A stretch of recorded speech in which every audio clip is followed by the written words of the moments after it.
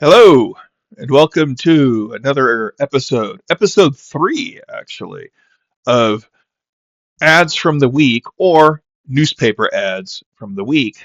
This is where I'm going to share vintage newspaper ads that were clipped from either the San Francisco Examiner or the Oakland Tribune for the concurrent work week that was Monday, June 29th through to Friday, July 3rd, 2026. So let's start our journey on the first day of the week, Monday, June 29th. Let's all get in the Wayback Machine here and buckle in and shoot back 49 years. It's going to be 50 years tomorrow. Not tomorrow, next year, 2027. I do not math. Do I have dyscalculia? I don't think so. I just don't do math well.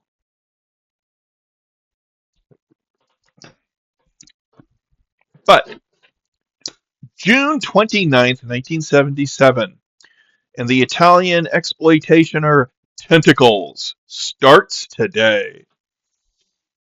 Now, I do have a memory of seeing the poster for Tentacles displayed at the Alameda Theater and being both unnerved and grossed out by the idea of being gripped and engulfed by slimy and sucker encrusted tentacles. Uh, the concept so unsettled me that I did not want to go and see the film, although I doubted very much that my dad would have taken me to see Tentacles.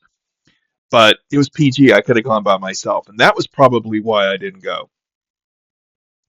Now, there might be some out there that might hold the opinion that I dodged a bullet by making that decision, because when the film made its network television premiere a few years later, I finally got a chance to watch it, and I found the film to be a rather underwhelming and silly and almost boring affair.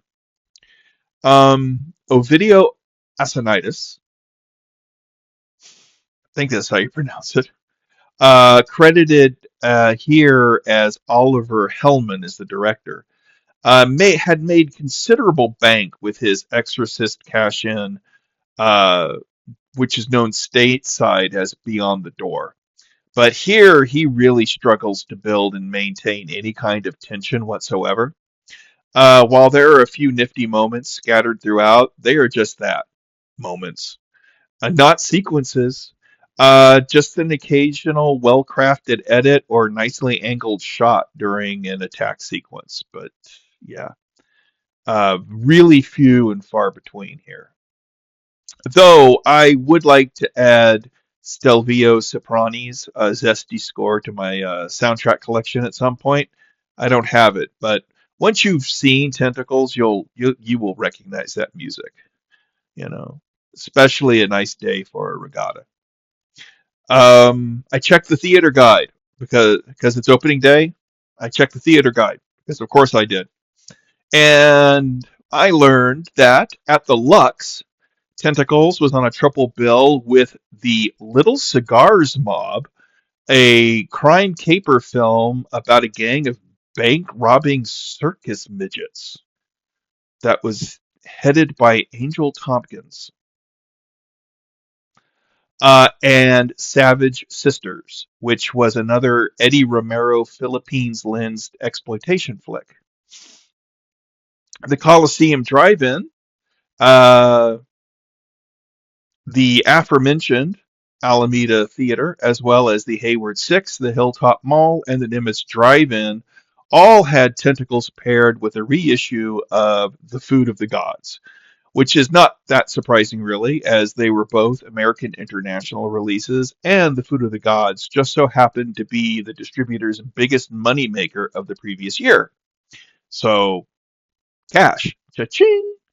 The California Cinema, which is where I just happened to see Boots Riley debut film, Sorry to Bother You, on the big screen. That had Tentacles showing on a double bill with another Eddie Romero Philippines lensed exploitation flick, Twilight People. Zipping forward some 13 years, yeah, to June 29th, 1990. And in San Francisco, there is a free screening of Weekend at Bernie's tonight. And I was there at the Galaxy Theater on Van Ness and Sutter. Got there early and waited in line. And just as I was being led into the building, the ticket uh, booth was right there. And I remember this clearly because a woman stepped up to the ticket booth and bought a ticket for Miracle Mile. And I was like, Miracle Mile? What's that? It's probably, I was intrigued, so I kind of glanced around and I think the one sheet I saw, although I could not find it online, and I might be just misremembering it, because when she said Miracle Mile, I thought it sounded like some inspirational melodrama about somebody doing the impossible whilst running a marathon or something, you know. And that turned out not to be uh, the case because I remember looking and seeing a rather ominous looking poster that had clouds and a red clock on it, but with an ICBM replacing the minute band on the clock that was poised to strike midnight. And there was a very brief moment I do remember, or again, I could be misremembering, where I thought, hey, maybe I should go and see that instead. But I didn't. And to this very day, I am kicking myself for not doing so because walking into that movie blind and seeing it on the big screen would have been a blast. If you haven't seen Miracle Mile, see Miracle Mile and just watch it. The less you know, the better, because it's a um, great flick.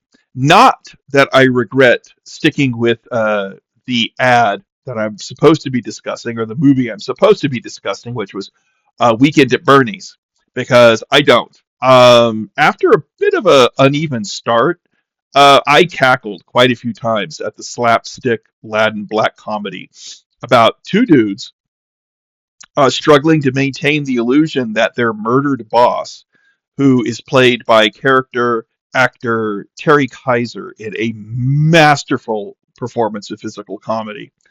Although I did catch him blinking in one scene because they're out and he's covered by sunglasses, but you can see through and he's blinking because the sun's in his eyes. But, them's the breaks.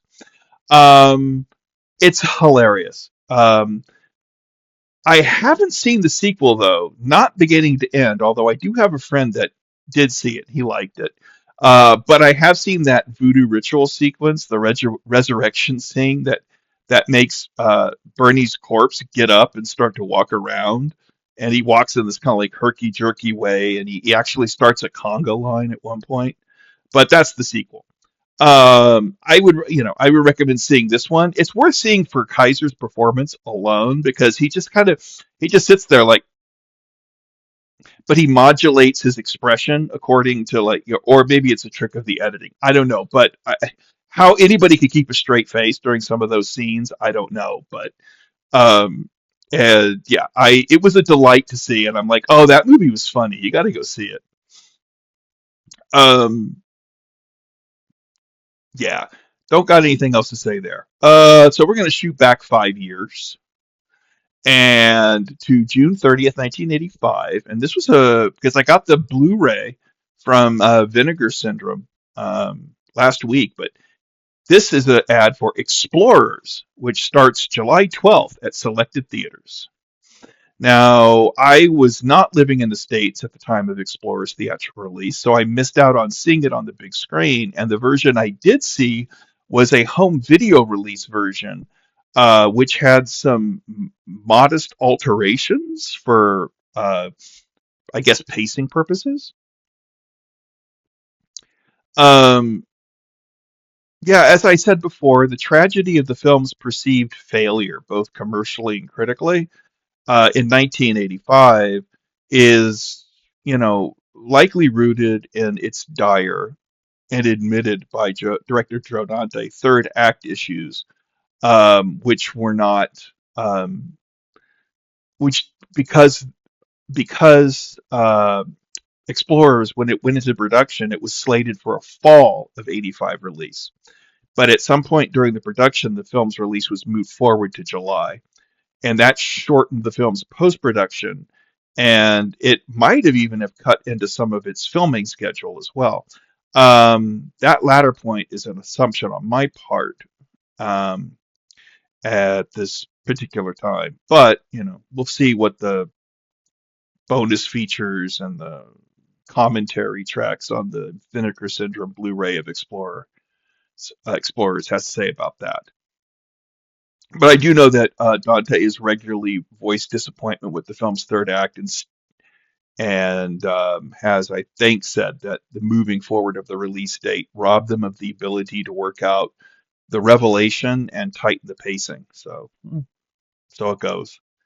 But as I said previously, this movie's got a lot of charm and magic to it still. It's a lot of fun to watch. The first two acts are still masterful. And as much as I kind of like, kind of go ooh about that third act, um, it's still fun and it has its moments. So, okay, we're going to shoot back now 34, no, 64 years to June 30th, 1921. And the Oakland Tribune is announcing that the Sunday edition of the Tribune will be featuring installments of Frederick O'Brien's Mystic Isles of the South Seas, which is a sequel to his White Shadows of the South Seas, and the second of what would be a trilogy of travelogues dealing with his time spent living in French Polynesia. Although not well remembered today, or actually probably totally forgotten, O'Brien did live quite the life. He was an itinerant journalist due to his restless wanderlust, both domestically and internationally. Although he did eventually settle in Sausalito. My God, I'm just fumbling everything today. Although he did eventually settle in Sausalito, California, and did had a brief. I'm not going to start over. And had a brief bout of fame as a local radio personality. He died of congestive heart failure, potentially brought on by his long-term battle with alcoholism, and his ashes were scattered at the Golden Gate. Um, yeah. Okay, now we're going to shoot forward 82 years. Go from one depressing event to another. On July 1st, 2003, there are special early previews of Terminator 3 Rise of the Machines screening tonight, should you so choose, because the movie was opening on July 2nd. And this ad is one of the early examples of those Thursday advanced screenings. They started kind of like at midnight. You could go and see, a movie at midnight before anybody else can or could, if you wanted to stay up to midnight on a Thursday and watch, a new movie on the during the witching hour of Friday morning. Um, and then they slowly started moving up to 10, 8, and now basically, there's like five. Movies don't open on Friday anymore; they open on Thursday, but they say Friday. So hey, it's Hollywood. Um, and I know I did see this on the big screen. Um, in fact, I think I've seen every Terminator movie on the big screen, which is something that surprised and dismays me at the same time. One of the biggest ballyhooed things about this movie was an all practical car chase where they basically, I think, destroyed a couple of buildings in Los Angeles And yeah, you know what? That car chase is exciting and entertaining. It's a great little set piece. But I do think christening the film itself the most exciting movie of the year is a bit much. Then again, 2003 was not a good year for me and my son.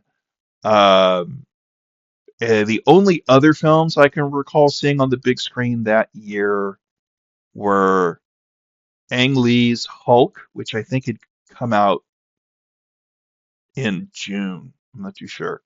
And then there was Eli Roth's Cabin Fever. And there was an all new live action version of Peter Pan that was released during the Christmas season. This was the first Terminator film that was made without the creative input of James Cameron. And despite the admirable effort of director Jonathan Mostow to maintain the visual tone and style of the first two films, it really shows that Cameron really didn't have anything to do with this picture. I think Rise of the Machines is to the first two Terminator movies what Jaws 2 is to Jaws. It's a competent piece of entertainment that nonetheless fails to retain or have the same creative energy that made the previous movie what it was. But all that being said, it is much, much better than any of the Terminator films that were made after it. And my suggestion is watch Terminator, Terminator 2, and then if you want to watch another one, watch this one because the laws of diminishing returns are really on display here. But it ends on a trilogy that you're like, yeah, does anything after this is unnecessary, but when does that stop Hollywood? Okay, we're going to go back again to the 20th century. We're going to go back 81 years, it looks, to July 1st, 1922. And this literary digest ad touts that as of July 1st, its estimated 5 million readers are going to learn answers to a variety of questions, such as how wholesalers are showing a tendency to advance prices yet again, if marriage is being ridiculed to death, if the downfall of Europe is impending,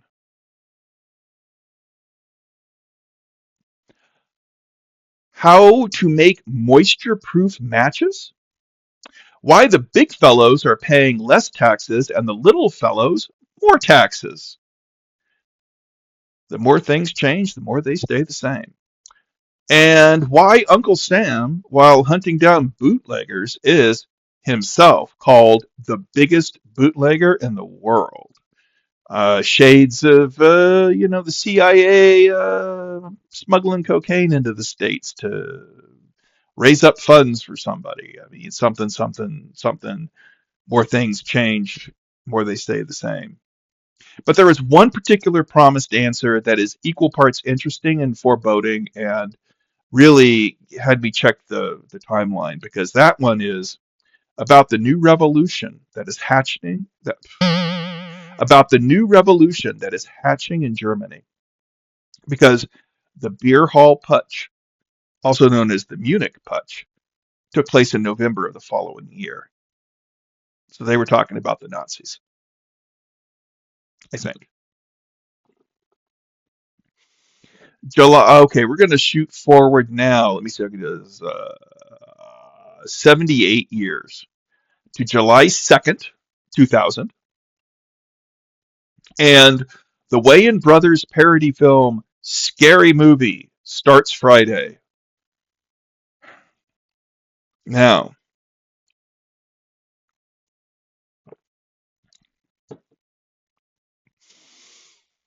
hmm, I haven't seen any of the scary movies or any of the genre parody films that the box office success of the scary movies wound up unleashing into theaters.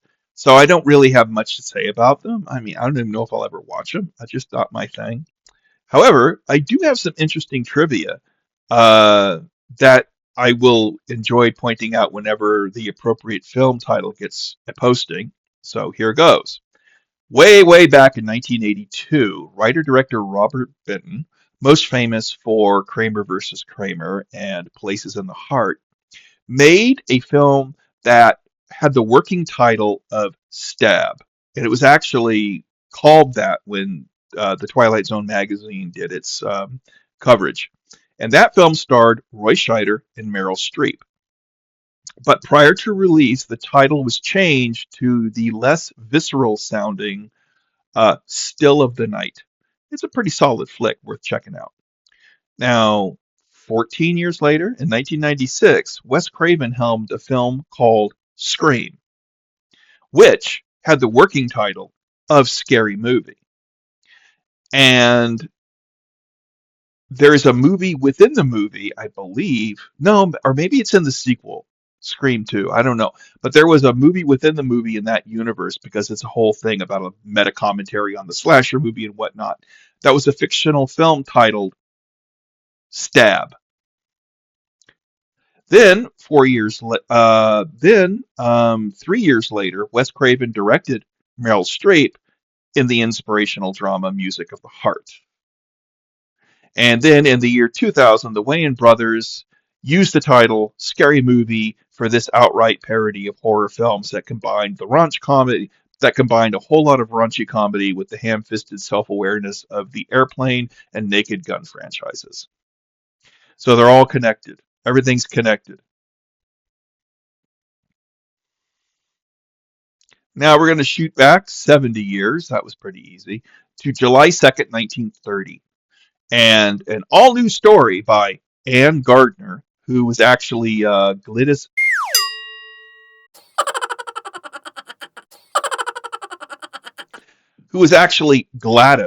Denny Schultz, will begin on Sunday, July 6th, in the Oakland Tribune's Sunday magazine. Masquerade would be published in novel form by Grosset and Dunlap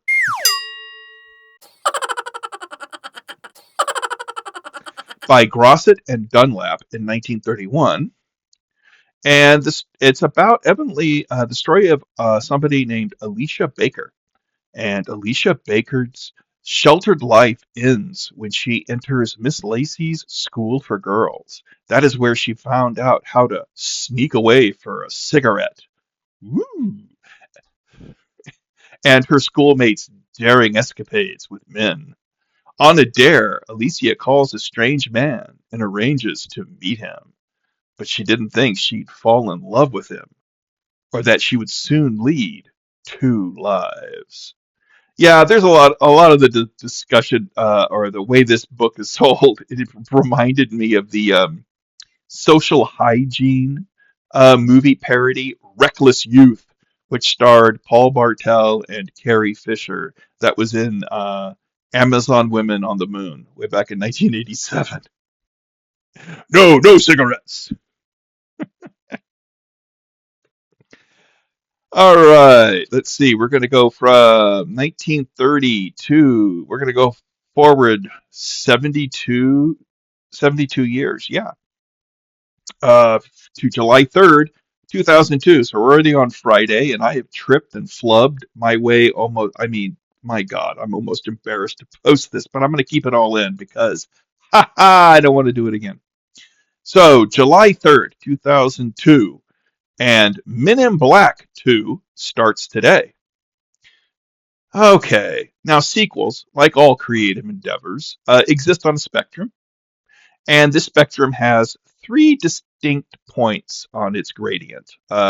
First point, number one, is would be considered like the best sequels, the top tier ones.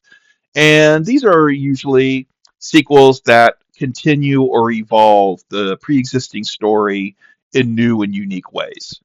This is where you're going to find the likes of The Bride of Frankenstein, The Godfather Part 2, and The Empire Strikes Back, that kind of thing. The second point, and where today's subject rests, is the most common and recognizable type of sequel, though. This is one that just replicates the first film's structure or story beats, albeit with some cosmetic changes that make it appear all new and therefore different. and also dial up all the stuff people loved or remember from the first film. This is where you think Jaws 2 or Die Hard 2 or that kind of thing. Men in Black 2. Um, the third and last would be the anthology or in name only sequels, and this is where you'll find like James Bond, Dirty Harry, or even the Blind Dead films, which feature a reoccurring character or characters, but do not continue a fixed storyline. Also folded into here during the whole like direct-to-video boom of the 80s and 90s when it was like a money-making machine. Here you have the example of a plethora of films. Well, companies that would just buy up films and then slap a franchise name on this unrelated film and call it a sequel. There were two direct-to-video horror franchises that really did this: The Howling and Witchcraft are good examples. Also, the Hellraiser sequels that were put out in the 90s and the early aughts. But let me get out of these weeds here, kick that off my feet, and get back to get back to today's ad, which is for Men in Black 2. While the first film was something of a delightful unicorn, this sequel was not. The first Men in Black ended with the now seasoned Agent J, played by Will Smith, with a new partner protecting the planet from the scum of the universe. While there were two tie-in novels that attempted to deliver on the promise of that ending, The Green Saliva Blues, published in 1999, and The Grazer Conspiracy, published in 2000, this sequel presses that dreaded reset button. Jay's partner washed out, and Kay's retirement was a bust. So the all-new cosmetic change here is Jay has to break in the amnesiac K. Also, the alien threat this time disguises itself as an underwear-clad female model. Yay, I guess.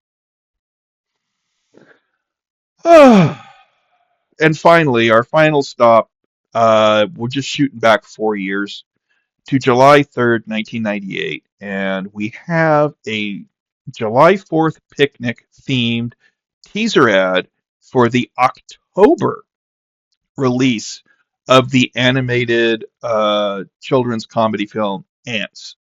Now, this was one of two ant-themed animated films that came out that year, the other being the far more popular and far more successful A Bug's Life from Pixar. But and the other examples of this kind of thing are like Armageddon and Deep Impact coming out the same year, where they're both like comets slamming into the Earth, or trying to, or being averted from doing so. Then there was like Dante's Peak and Volcano, which were like two um, Dante's Peak and Volcano, two volcano pictures. Um, they were doing they were going to do an adaptation of The Hot Zone, Richard Preston's novel, and that was going to come out the same year as what was that movie, Outbreak. But the Hot Zone folded, and then the only time it kind of worked out well for both studios, because one movie will be a hit and the other one won't, I think was when 20th Century Fox and Warner Brothers joined forces and did The Towering Inferno. And when they realized they were both making Skyscraper on Fire movies in the early 70s.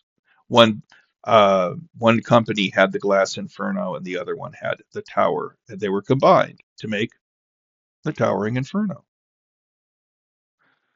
The big selling point of Ants was that Woody Allen was making his animated film debut, voicing one of the ants, which, of course, it would be a huge selling point for a children's film.